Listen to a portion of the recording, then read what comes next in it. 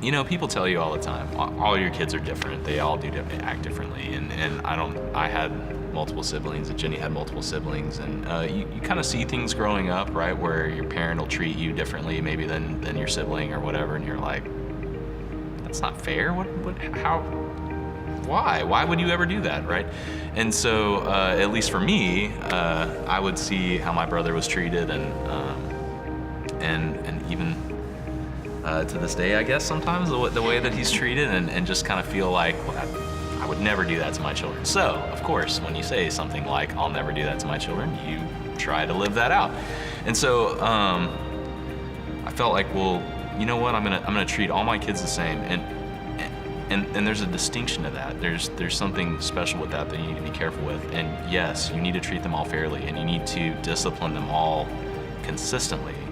But that doesn't mean that the discipline is the same for all three. And so the things that I can do with Reese, my oldest, and the ways that I can get onto him, and I can give him the look, I can give him the dad look, and he immediately straightens up and is like, oh my gosh, what have I done? And stops. That look does nothing to Jacob, necessarily. And yet, if I punish Jacob the same way that I punish Reese, it breaks him. It harms him in a way that it doesn't do something to Reese. And and Caitlin's even worse. That giving that look to Caitlin would make her melt down, and right on the spot, all you're dealing with at that point is the crying. Yeah.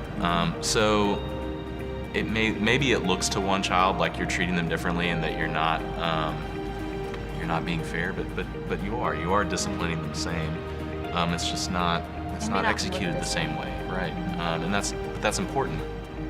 I mean, that's something I would change. I think I would talk to myself back then and say, hey, you can't treat Jacob the same way you treat Reese. It's just not going to work. So it's learning how to learn your child and learn who they are, and that they are all different, and that God has made them a unique creature.